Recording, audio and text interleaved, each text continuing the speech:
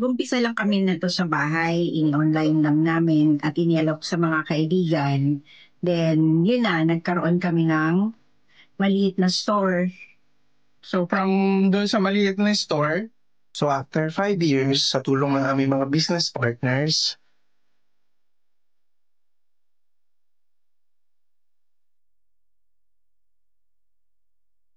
eto na kami ngayon.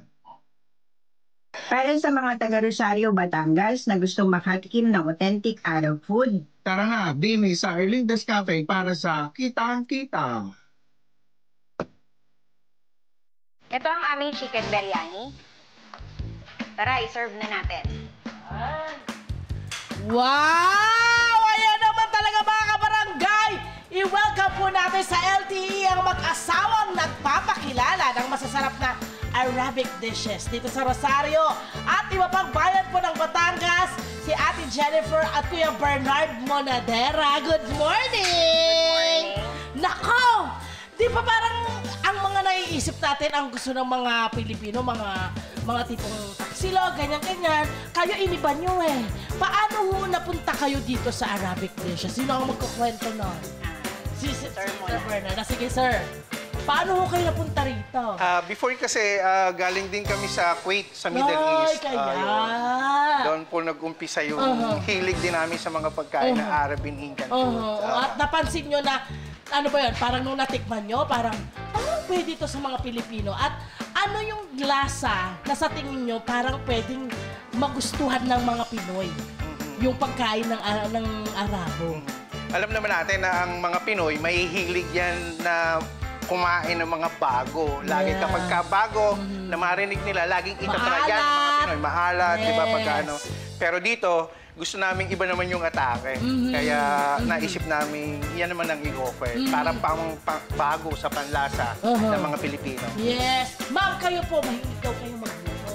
Kayo daw ba ang nag-ano nito? Kayo raw po yung nag-improve ng mga pagkain ito? O anong naging parang proseso ninyo para ma-reach nyo yung parang, ito na yung ultimate, ito na yung pinakamasarap?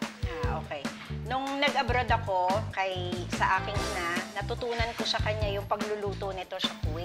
So, ang mama mo ay nag-abroad din? Yes, 27 years. Siya si Erlinda. Wow, okay. Then, in-online namin siya. Okay, Online gusto kong malaman kung ano yung naging trabaho ni Nanay Erlinda sa Kuwait.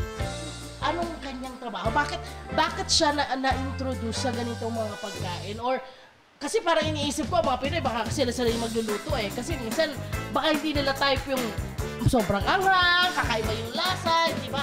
Anong ginawa ni Nanay? May napanood po ba siya? Mahilig lang talaga siyang magluto kahit nung nandito pa siya sa Pilipinas, yung regular na pagkain. Pero si Erlinda kasi is mananahi sa Kuwait.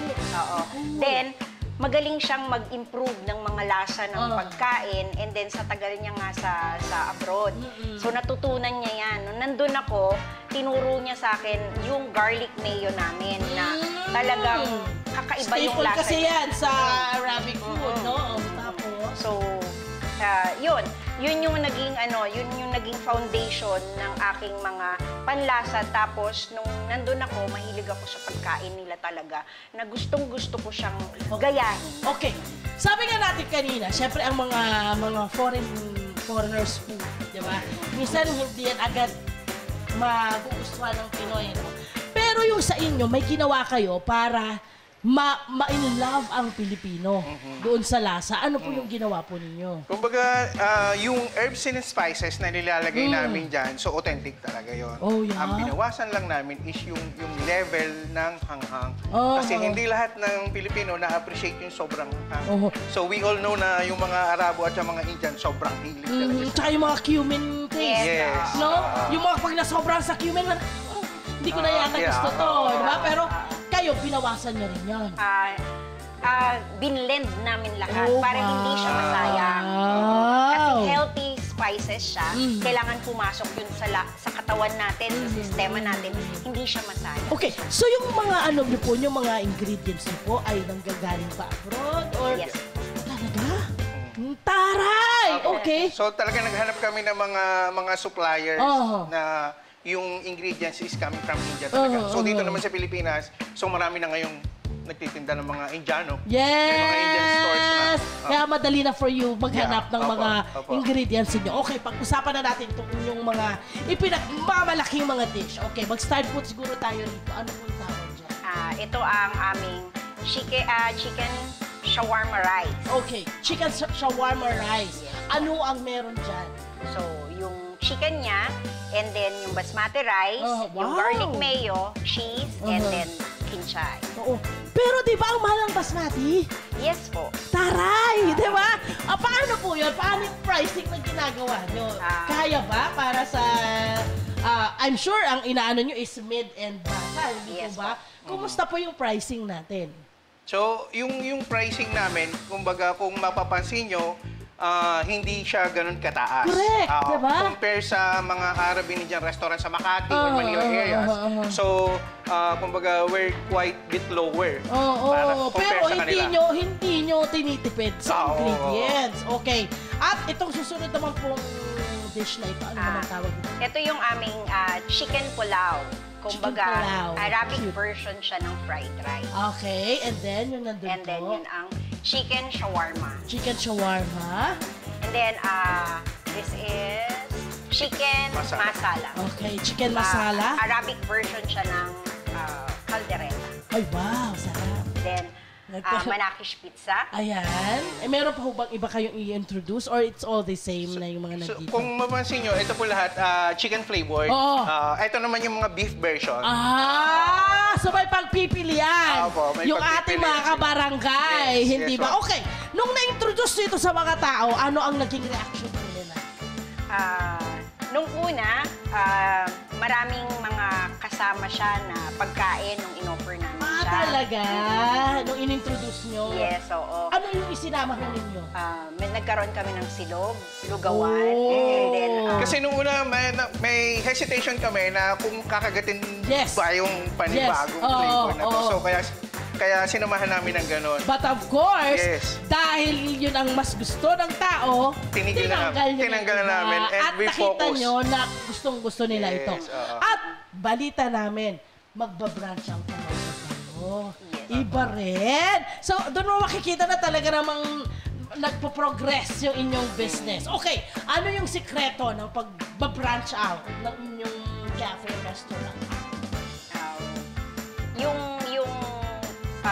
unique na panlasa niya na kumbaga panlasang Pinoy. So nagustuhan niyo ng mga customer, regular customer na siya yung sila yung magtitiwala doon sa aming mga pagkain. And then ang involved sa business na ito ay hindi lang kayo. Even your children po. Yes po. Bakit ito in-involve nyo pati yung mga anak po ninyo? During pandemic, nung nag-umpisa kami, kumbaga parang doon lang sa maliit.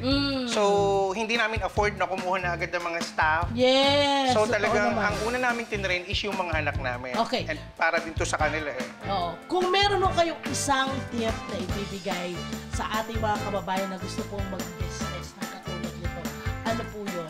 Siguro pag-start tayo kay Ma'am. Yung tiwala kay Lord, and then yung tiwala kung paano ka magtrabaho. Yung tiyaga, as in talagang tsatsagain mo siya kahit wala Kasi pang hindi instant. naniniwala. Yes, Kasi oo. hindi instant lahat. Yes, oo. So, nung una, wala pa naniniwala sa kung ano ang kayang ipakita ng mga pagkain or ipalasa ng mga pagkain. Pero eventually nga, natikman nila at nasubukan nila yung sarap ng mga pagkain. Sir, Bernard, sa inyo, ano yung isang bagay na sa tingin mo dapat meron ng isang nagbi-business ng pagkain na kagaya nito? Sa akin, pinaka-importante, kung magtatayo ka ng business, is yung business na alam mo and yung gusto mo. Yan! Totoo naman, totoo Para naman. kahit saan ka dumating, kahit saan ka paikot-ikutin, alam mo yan, gusto mo yan. At hindi lang yan, maski po ang kanilang mga kaperito, dahil bilang nagtrabaho ka raw po sa isang malaking kumpanya, ay na-introduce mo rin or na-incorporate mo ang inyong skill dito po sa inyong cafe. Ayan. Invite nyo na po ang ating mga kabarangay to visit your cafe restaurant, ma'am. Punta po kayo dito sa Erlinda's Cafe, San Roque. Sana po masubukan ninyo yung aming mga pagkain at aming mga drinks para po matry nyo ang sarap. Si Bernard. Okay, so in-invite po namin lahat ng mga taga Batangas and even outside Batangas na Yes. pumunta po kayo dito sa Erlinda's Cafe wherein matitikman nyo yung kakaibang concept namin, yung coffee at saka Arab and Indian food na pinagsama namin. Diba ang taray? Maraming salamat na Ate Jennifer and Kuya Bernard. Love Tony Bennett.